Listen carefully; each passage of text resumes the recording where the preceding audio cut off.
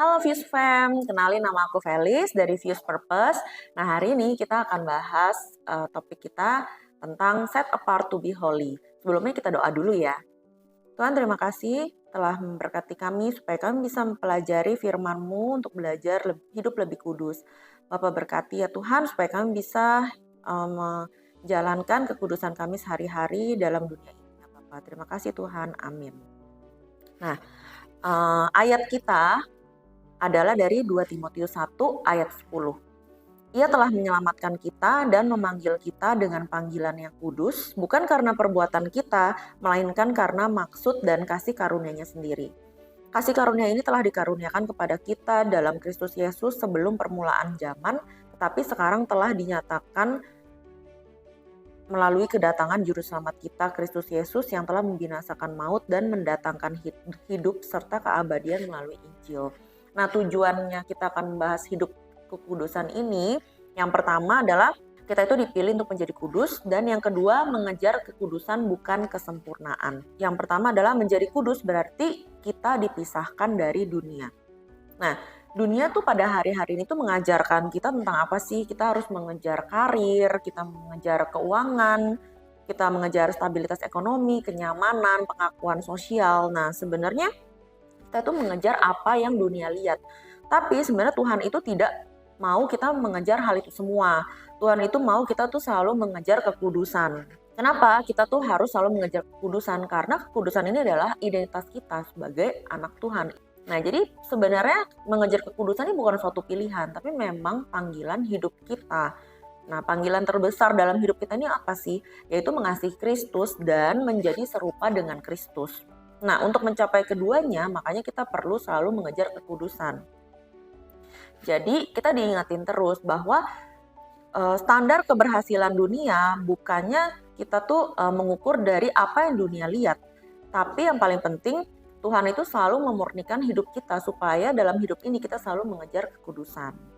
Nah, yang kedua, kekudusan itu bukanlah suatu kesempurnaan. Contoh, karena dari kejadian Adam dan Hawa, manusia itu dari lahir aja udah selalu berdosa. Nah, jadi dosa itu nggak bisa dihindari oleh manusia. Nah, tapi kita perlu ingat, kita itu sudah ditebus oleh Tuhan dengan kematiannya di kayu salib, sehingga semua dosa-dosa itu Tuhan udah tebus dan kita kembali menjadi kudus. Jadi Tuhan itu nggak pernah ngelihat manusia itu tidak berdosa. Tuhan nggak pernah melihat kekudusan itu sebagai kesempurnaan. Tapi bagaimana ketika kita jatuh ke dalam dosa dan kita mulai bangkit lagi. Contoh seperti Daud juga melakukan dosa. Tapi ada di Mazmur 51, Daud tuh berkata, ciptakanlah hati yang bersih dalam diriku ya Allah. Jadi Daud tuh meminta hati yang mengejar kekudusan.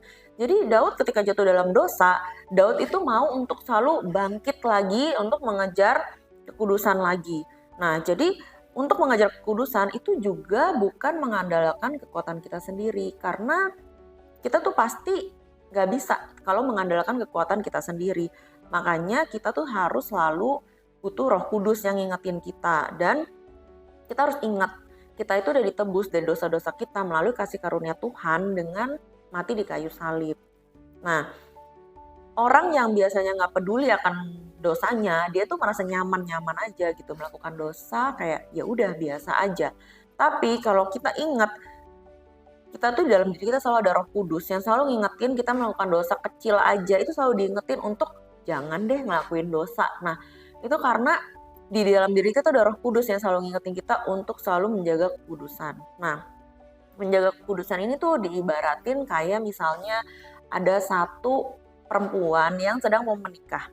Nah, dia pasti akan memakai gaun kan. Gaun putihnya tuh pasti super bagus. Dari dia mulai sebelum pernikahan itu pasti dia udah jaga kan gaunnya, sampai ke acara pernikahan pun dia akan jaga gaunnya tetap bersih. Nggak mungkin dia duduk sembarangan atau makan sembarangan sampai gaunnya kotor.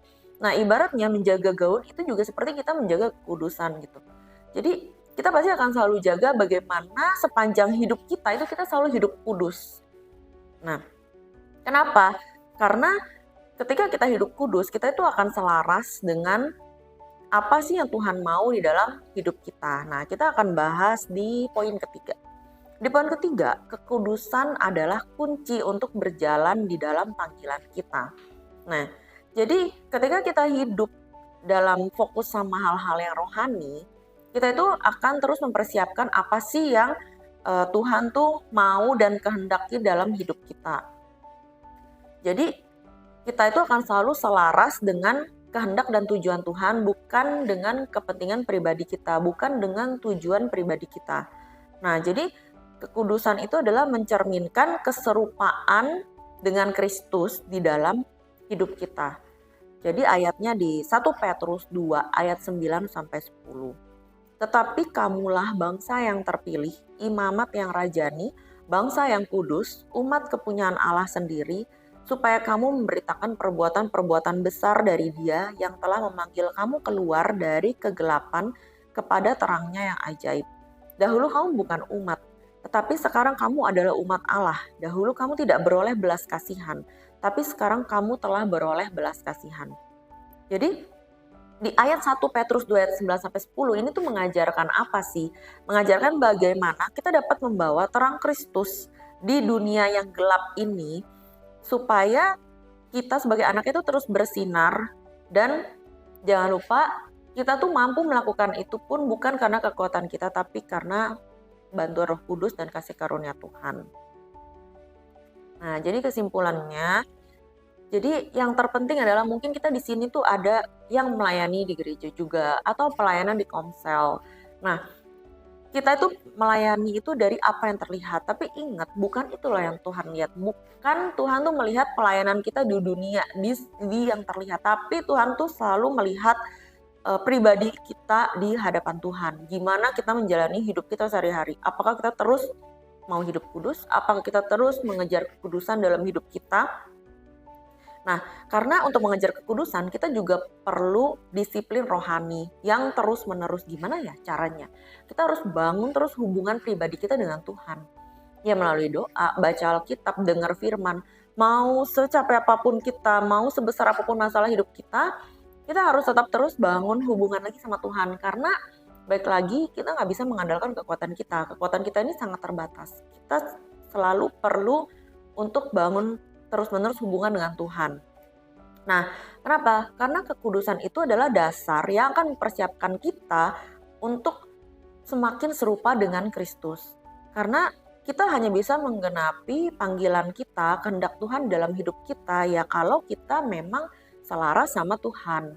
Jadi memang kita bisa tahu apa sih tujuan Tuhan di dalam hidup kita, itu kalau kita bisa hidup kudus, kalau kita bisa hidup benar, baru kita tahu apa kehendak Tuhan dalam hidup kita. Nah, tapi jangan lupa Tuhan itu selalu memberikan kita Roh Kudus yang selalu menemani kita, yang selalu mengingatkan kita tentang harus menjaga standar kekudusan. Jadi kita harus selalu dapat bangkit kembali ketika kita jatuh ke dalam dosa, karena manusia selalu gampang tergoda dan jatuh ke dalam dosa. Tapi ingat, ketika kita jatuh ke dalam dosa, jangan terkena intimidasi dari iblis yang mengatakan bahwa oh ya udah kamu tuh berdosa, kamu nggak layak. Tapi ingat bahwa kita tuh udah ditebus Tuhan di kayu salib, dan selalu ada Roh Kudus yang memampukan kita untuk kembali bangkit lagi dan kembali hidup kudus di sepanjang hidup kita ini. Gitu aja, semoga firman ini mengingatkan kita untuk selalu menjaga kekudusan dan selalu hidup kudus, dan ingat kalau Tuhan tuh selalu ada bersama kita dan Roh Kudus selalu akan mengingatkan kita. Oke, itu aja sharingnya hari ini. Thank you, Fuse Fam. God bless.